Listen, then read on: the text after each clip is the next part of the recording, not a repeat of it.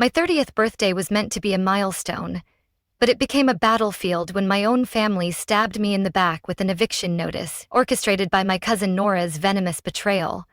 All morning, I was busy in the cozy little kitchen of the old wooden house on Cedar Avenue, the house I had spent 3 long years restoring from a crumbling wreck into a place filled with memories. I had scrubbed every brick on the exposed wall by hand, replaced each window pane myself, and brought the backyard garden back to life with rows of thyme that bloomed bright green in the summer. This wasn't just a house. It was my heart. The simple birthday party was something I had planned myself. Just a few familiar faces in the family, my parents, uncles, my brother Liam, and of course Nora, the cousin who always showed up at family gatherings with a smile as sweet as honey and a cocktail dress that didn't quite match the warm, intimate vibe of the celebration. "Ava, open your gift. This one's special," my mom said with a big smile, her hands trembling slightly as she handed me an envelope wrapped in shiny silver paper tied with a red bow, like it was the most precious gift in the world. I smiled back, not suspecting a thing. The room was filled with laughter and conversation, the scent of lemon cake still lingering in the air. I untied the bow, peeled back the foil wrapping, and pulled out the stack of papers inside. My eyes quickly scanned the bold, black-lined heading, short and cold, "Eviction Notice." The air in the room thickened, my hand froze mid-air, my mind spinning. "What is this?" I whispered, barely recognizing my own voice. My father wouldn't look at me, his head bowed as if in shame. My mother blinked rapidly, avoiding my gaze. Liam took a small step back, and Nora, she smiled, but not her usual gentle smile.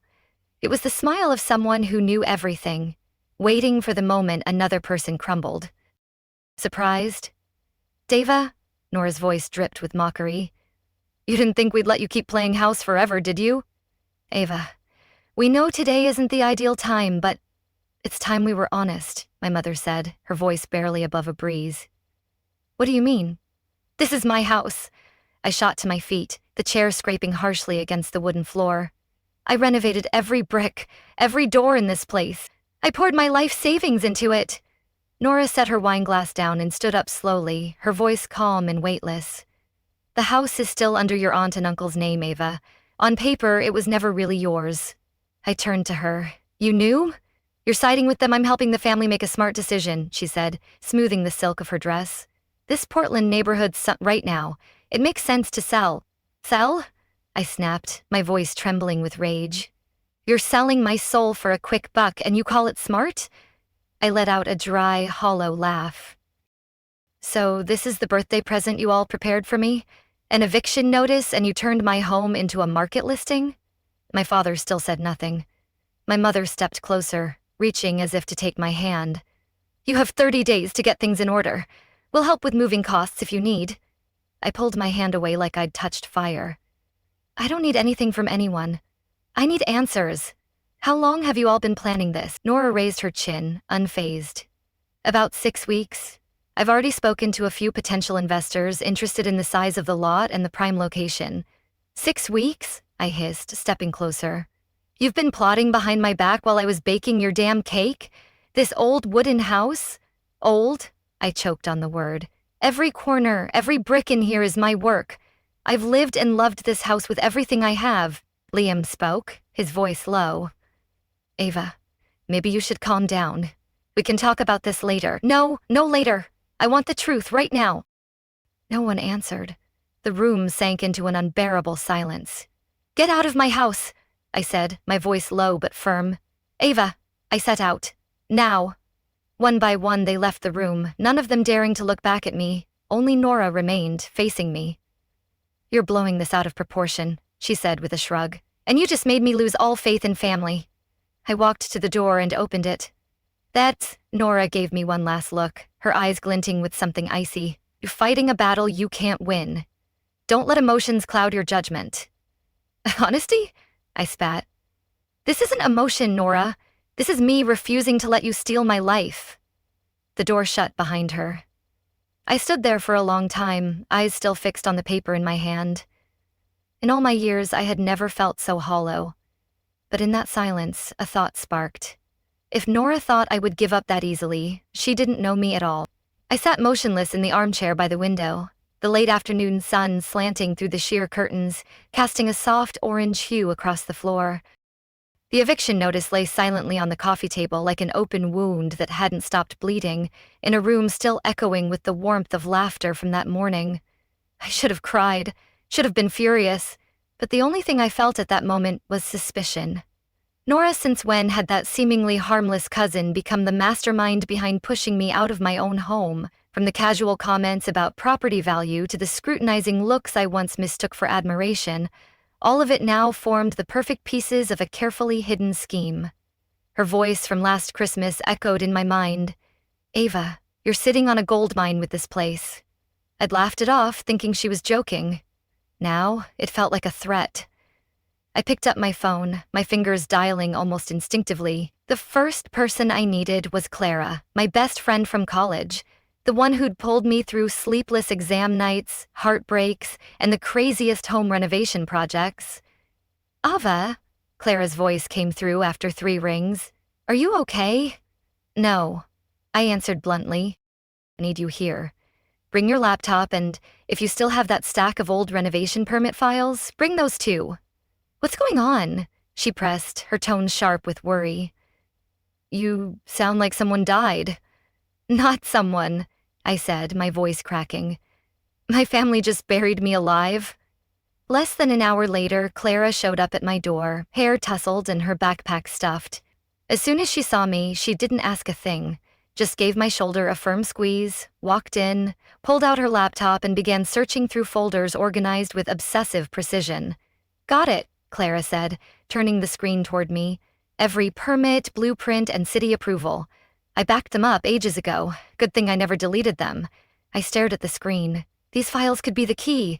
She showed my parents some documents, but no one would let me see them. Clara frowned. "Could they be fake?" I nodded. "And if they are, then she's executing a much bigger plan." That night, I texted Liam, my brother. We used to be close, but ever since he got married and moved out, the distance had grown. Still, I knew if anyone in the family had any sense left, it was him. "I need to meet you urgently," I wrote. Liam replied a few minutes later. "Tomorrow morning." I arrived 10 minutes early, sitting by the window with a cup of hot tea. Liam walked in, looking exhausted, like he hadn't slept all night. I didn't waste time. "You knew about the eviction, didn't you?" Liam nodded, avoiding my eyes. "Yeah, about 3 weeks ago. Nora told Mom and Dad that you weren't fit to manage the house, that there was a risk of legal trouble because of unpermitted work. All lies." I placed Clara's folder on the table. "Here's every permit, legal, verified." Liam flipped through a few pages, his face slowly draining of color. "So she lied to me, too. And I believe there's more to it." I looked him straight in the eye. "Nora wants the house not for herself, but to sell, probably to some development project, maybe someone she's dating." Liam frowned. "His name's Evan Carter. I've never met him, but Dad mentioned he's into real estate development." "Exactly. I'm going to dig deeper, but I need your help. If Mom and Dad believe her because of documents, I'll prove she forged them." "Ava, I should have questioned her sooner," Liam said, his voice heavy with guilt. "She had us all convinced you were reckless." "Reckless?" I snapped. "The only reckless thing was trusting her," Liam sighed. "I'm with you. Better late than never." Back at home, Clara and I began tracking leads. She had an old classmate named Maya who worked at the city's land records office, now overseeing construction permits for my area. After a few calls and a post-work coffee invite, Maya agreed to meet at the public library. She pulled out a thick file and flipped to the page I needed. "Here's the petition about noise and unauthorized renovation, supposedly filed by a neighbor, or at least the copy that was submitted. But the strange thing is, there's no original, no official case number." I frowned. "You mean it's not in the system?" "Exactly. And the name listed as the complainant doesn't match anyone on Cedar Avenue's resident registry." I double-checked. "This might be a fabricated document." Clara snapped photos of every page, her eyes lighting up. "We've got signs of forgery." I felt a chill run down my spine. If Nora had actually faked documents to manipulate my parents, this wasn't just a family conflict anymore. It was a serious ethical and legal issue. We left the library as twilight fell, the streetlights flickered on, reflecting off the familiar Cedar Avenue Historic District sign. I paused at my gate, gripping the folder tightly. This house wasn't just where I lived. It was the story of my growth, the proof of my dedication and love poured into every brick, every window frame, and now it was under threat by someone who once called me sis. I looked over at Clara, my voice steady. If Nora thinks she's smarter than me, she's made a huge mistake. Clara nodded, a faint smile playing on her lips. Aim on, Ava, and we're going to win. Darkness settled over Cedar Avenue, but inside me, a light had just been lit. The light of truth. And I was going to bring it into the open, no matter what. A light drizzle was falling when Clara and I returned to the city the next morning, our hands clutching the folder full of new leads. It was time to piece them together into a bigger picture. Nora didn't just want to take my house, she was preparing to demolish it. That afternoon, Liam took us to meet one of his contacts, a man named Noah Reed, who worked at the city planning office. Noah was the cautious type, but after reviewing the documents Maya had confirmed as fake, he frowned deeply. "This is strange," Noah said, flipping through the detailed plans with professionally drawn lines. "I've seen this version during a closed-door meeting a few weeks ago." "Who's the developer?" I asked, a gut feeling beginning to simmer. Noah typed a few lines into his computer and turned the screen toward me. Under the logo of a construction company called Carter & Oak Group was the heading, "Proposed Luxury Apartment Complex, Location, 197 Cedar Avenue." Froze. That was my address. My house. Clara looked at me, eyes wide. "Evan Carter? Nora's boyfriend. He's the Carter in Carter & Oak." I tried to keep my voice steady.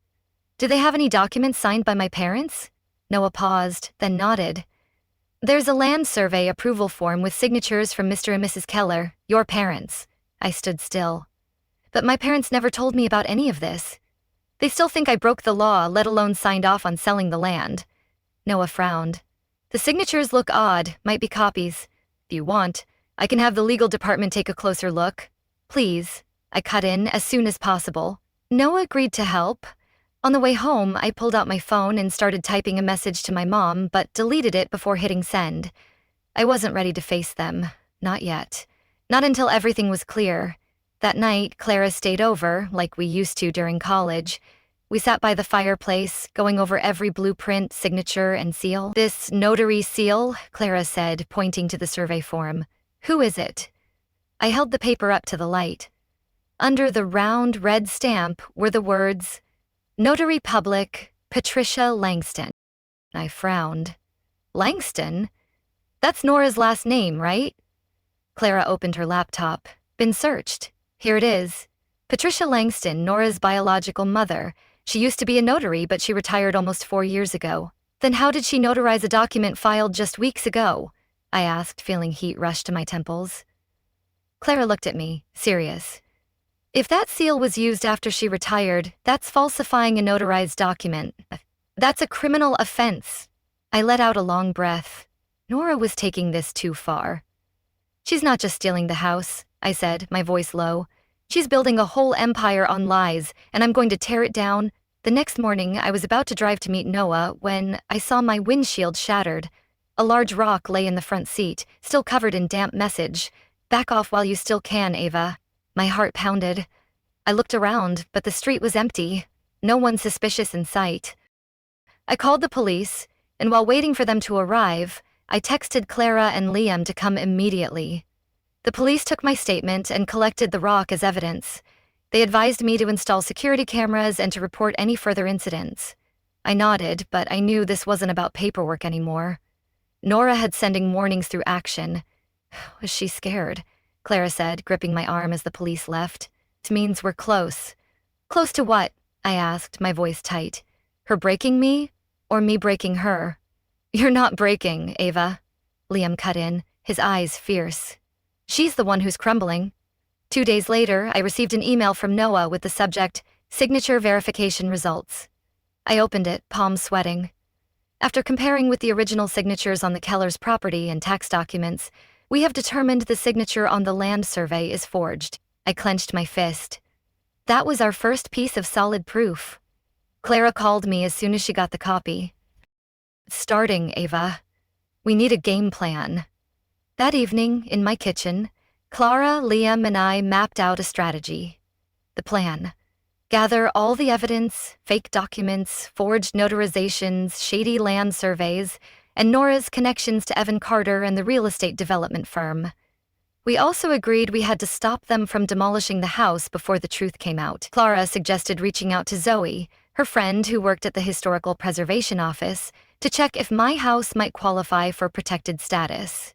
If it did, they couldn't touch it without city approval. Just then, the doorbell rang. I stepped out and froze. Sitting on the porch was a cardboard box with no sender listed. I opened. Inside were full-color photographs, shots of every corner of my house, the kitchen, the living room, the stairwell where I used to hang my grandmother's photo, even the window I had just repainted last week. Every one of them was marked with a bright red X. No note, none needed. The message was crystal clear. I looked at Liam. They've been inside the house. He snatched the box from my hands. No way. You locked the doors, right? Of course. I clenched my fists, trying to stay calm.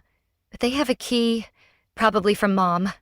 Liam pulled out his phone and called our mother immediately. I couldn't hear the conversation, but I watched his sift with every second. When he hung up, his expression was dark. Nora borrowed the key yesterday, told Mom it was to take measurements for her engagement party, and Mom believed that. I asked, my voice hoarse. How could Mom be so blind? She's not blind, Liam said bitterly. She's just too scared to see Nora for what she is. I walked toward the window, looking out over the backyard. The garden where my grandmother once planted rows of thyme was now cloaked in evening mist. We need to move fast, I said, my voice low but firm. If Nora wants a war, I'll show her I'm not someone who goes down easy. I turned back to the only two people still standing by me. The campaign starts tonight. We're not just protecting this house, we're exposing the truth.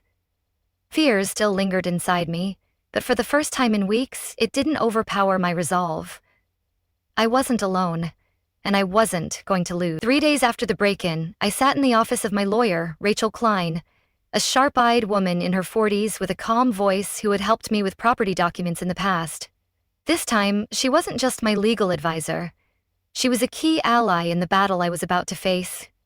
Rachel flipped through the documents I'd gathered from Noah, Maya, and even the X-marked photos I'd taken as evidence. This is a pattern of deliberate behavior, she concluded, tapping her finger on the survey contract copy. Forged signatures, improper notarization, and clear, organized fraud. If we can prove Nora and Evan colluded for personal gain, you won't just keep your house. You could take them to court. I nodded, but deep down, I knew one thing. Winning in court wouldn't be enough. I needed a blow Nora couldn't recover from. A truth bomb dropped right where she believed she stood in the spotlight of her own glory. The night before the engagement, where she planned to introduce Evan to family, investors, and wealthy friends, she had rented the Moonlight Hotel, a lavish venue in the northern part of the city, to host a perfect debut evening. I would turn that party into a full reveal, and to do that, I needed someone on the inside. Someone who knew Evan and Carter and Oak's operations better than anyone else. That person appeared unexpectedly. Mira Carter, Evan's younger sister. I'd met Mira briefly back when I still got along with Nora. She was quiet, usually hanging on the sidelines of their gatherings, but today she reached out to me directly, leaving a brief message. Ava, I know what Nora's done. Meet me at 5 at Oak and Vine. I arrived on time. Mira was already seated in the corner, dressed in a charcoal gray coat, her sharp features betraying the tension in her posture. She gestured me to sit, then handed me a USB drive. This has everything, she said, her voice soft but firm. Blueprints, emails between Evan and Nora, plans for clearing the land, including your house. I held my breath. I used to believe Evan was a good person, but he and Nora only care about power and image. They've turned our family business into a tool to hide their wrongdoing. I don't want to be part of it anymore. I nodded. Thank you. This means a lot. There's more, Mira said, pulling out a thick printout from her bag. This is the party plan. Nora rearranged the guest list. You're not on it. I laughed. Of course, she knows I won't stay silent. But I have a way to get you in. Mira slid a formal invitation across the table, still blank. I was in charge of delivering backup invites to the press. I kept this one. I thanked. And thanked her once more. Inside me, determination had turned into a slow-burning fire. I was no longer just fighting for my house, but for justice, for truth, for everyone who had ever been dismissed, deceived by expensive dresses and fake smiles. She thinks she's untouchable, I said, gripping the invitation. But I'm about to show her how fragile her lies are. That night, I sat in my study with Rachel and Clara, and we prepared everything, down to the last detail. Rachel compiled the documents into a complete dossier: forged evidence, falsified signatures, plans to demolish the house, internal company emails, and, most notably, an audio recording provided by Mira where Nora said, "After the engagement party, no one will be able to stop us." "Bringing all this to the party?" Clara asked, her voice tinged with nerves. I nodded. "Not just bringing it. I'm revealing it in front of everyone." "Nora wants to shine in the spotlight? Then let the truth shine right on her." Rachel handed me another USB. "I've backed everything up here, and I've also sent a copy to the media's legal rep, in case something unexpected happens." I gave a soft smile. "Can never be too careful." "If this goes wrong," Clara whispered, "Nora will come for you harder." "Let her try," I said, my voice steel. "I'm not the one who's been lying to everyone." The next morning, I received an anonymous message. "Stop now if you don't want things to get worse. There are things you can't control, Ava." I showed the message to Rachel. She looked at me calmly and said, "This means they're scared." By evening, I dressed carefully. A simple, elegant black dress and a pearl necklace that once belonged to my grandmother. It felt like a charm, reminding me of where I came from, the love I poured into that home, and the reason I couldn't walk away. I stepped into the grand lobby of the Moonlight Hotel, chandeliers casting golden light across the polished marble floor. Soft music played, glasses clinked, and laughter floated through empty congratulations.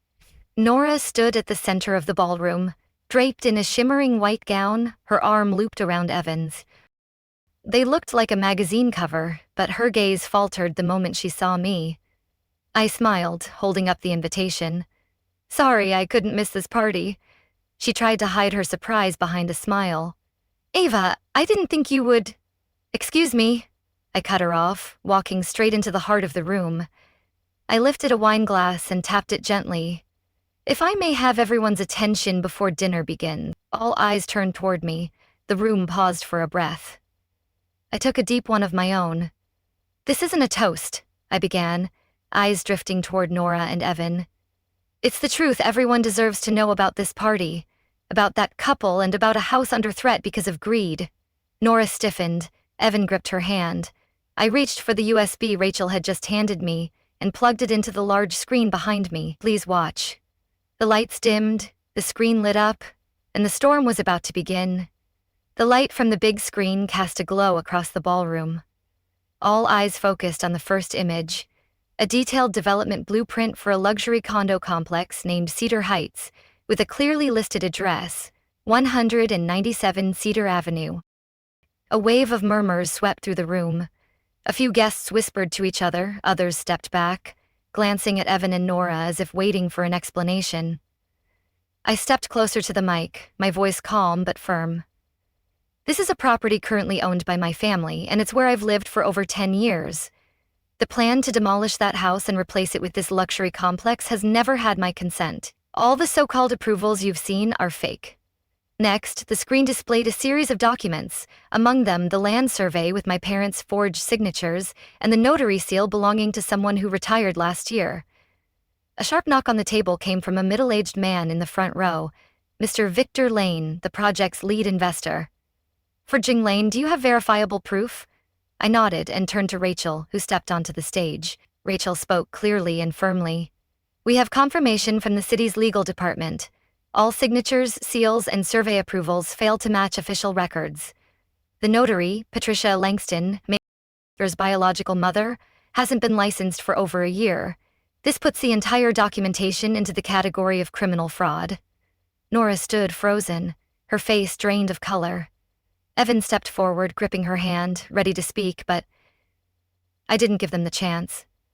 "I'm not done," I said, eyes fixed on the screen. The next piece of evidence played through the screen. "Once the house loses legal protection, we can buy it for next to nothing. After the engagement party, everything will be in our hands." Then Evan's voice chimed in. "I've cleaned out all the internal files. No one will trace it back." The ballroom fell silent, the air turned heavy as lead. Evan turned to Nora, his face no longer composed. "You recorded our conversation?" Nora whispered. "I don't know who did." I looked at them, a faint smile forming on my lips. "Maybe you don't, but someone close to you does." Mira stepped out from the crowd, her eyes sharp as ice. "I sent the recording because I won't let you and Nora drag our family through the mud." Evan's jaw dropped, staring at his sister like he was seeing her for the first time. "Mira, what are you doing?" "Ending this game," Mira replied. "Ending all of it." "You traitor!" Nora shrieked, her composure shattering. "You're ruining everything. You ruined yourself the moment you chose greed over family," Rachel continued. "We've submitted all the evidence to the Department of Planning, the notary office, and the authorities. Police have received formal complaints for document forgery, attempted property fraud, and intentional damage to private property." As she finished, 2 plainclothes officers entered the ballroom. One stepped up to Nora and said, "Miss Nora Langston, you are under investigation for document forgery and conspiracy to commit fraud. We ask for your cooperation." A stunned wave rippled through the room like a brewing storm. Nora turned to me, her eyes filled with rage and reluctant resignation. "You'll regret this, Ava. You have no idea what you've just stepped into." I held her gaze, calm. "And you have no idea who you underestimated." "You think you've won?" she hissed, her voice venomous. "This isn't over. I'll make sure you pay, but the truth doesn't bend to your threats." Evan hadn't been handcuffed, but the investors had already started leaving his table, some without a word, others casting looks of disdain. Victor Lane slammed the project file onto the table and stood up coldly. "Carter and Oak has lost all credibility with me." Rachel leaned toward me and whispered, "We should go. The rest is in the hands of the authorities now." I nodded, but before leaving, I paused in the center of the room, facing my parents, who had arrived late and witnessed the final moments. My mother's face was pale, my father frozen in place. "I'm sorry I had to do this publicly," I said, my voice no longer angry but filled with sorrow.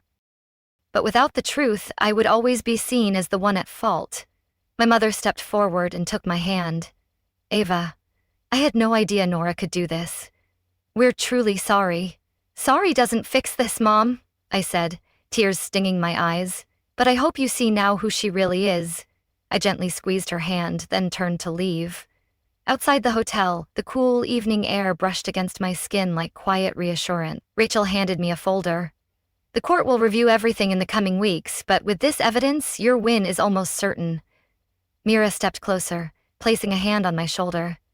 "Thank you for fighting for the truth." I looked out toward the city lights in the distance, a slow smile spreading across my face. I just did what was right, because I won't let anyone take away the place I call home. Peace began to return to my heart. The battle wasn't completely over, but the web of lies had been shattered, and for the first time in months, I was certain of one thing. The house still stood, and so did I. 4 weeks after that unforgettable engagement party, spring had truly returned to Cedar Avenue. The trees lining the sidewalks began to bud, and the scent of mint from the neighbor's garden danced in the breeze. Everything seemed to slow down, as if life was giving me a pause to breathe after the chaos. My house, or rather, the home I fought to protect, still stood strong, even after being threatened by greed and deceit.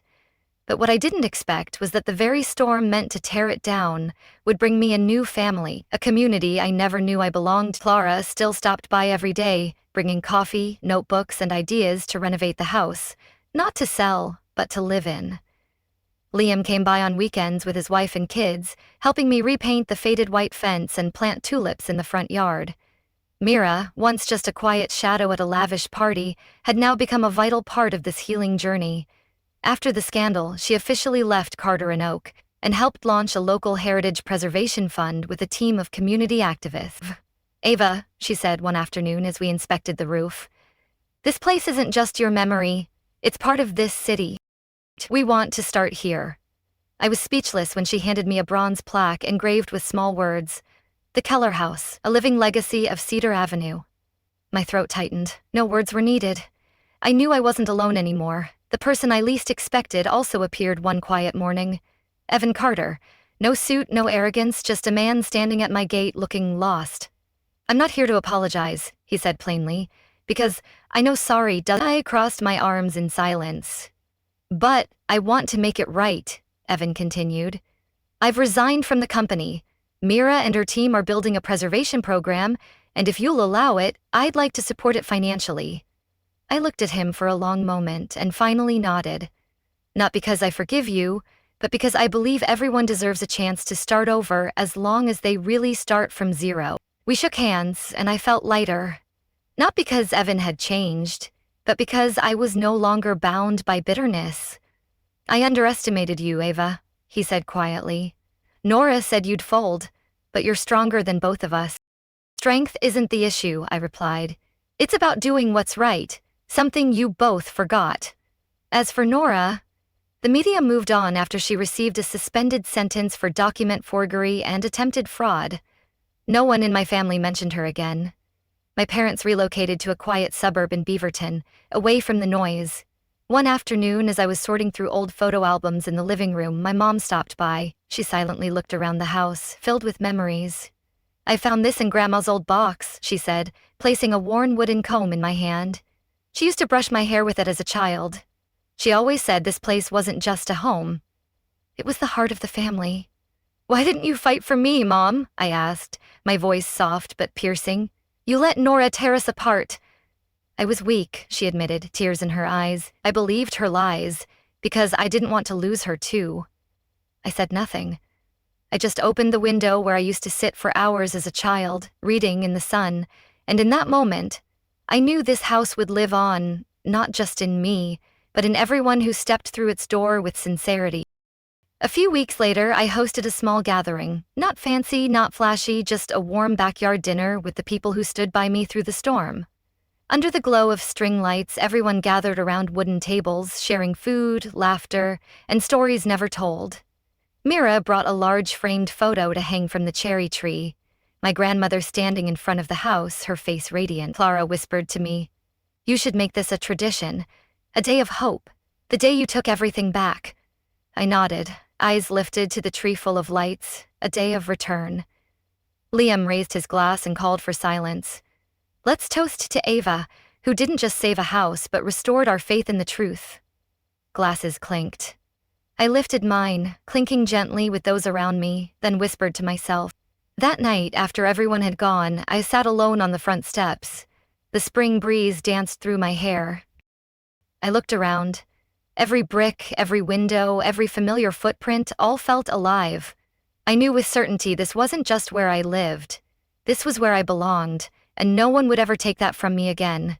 From the fight to save my childhood home, I learned that sometimes loss and betrayal become the stepping stones to something far more precious. Courage, truth, and the people who truly stand beside you. Home isn't just a roof over your head, but a sanctuary of memories, love, and resilience. And now, I haven't just kept my home. I've reclaimed myself. Stronger, wiser, and unafraid of losing anything ever again. What do you think about Ava's journey and all she's been through? Share your thoughts in the comments below, and don't forget to follow the channel to keep discovering more heartfelt, inspiring stories about family and life behind the front door.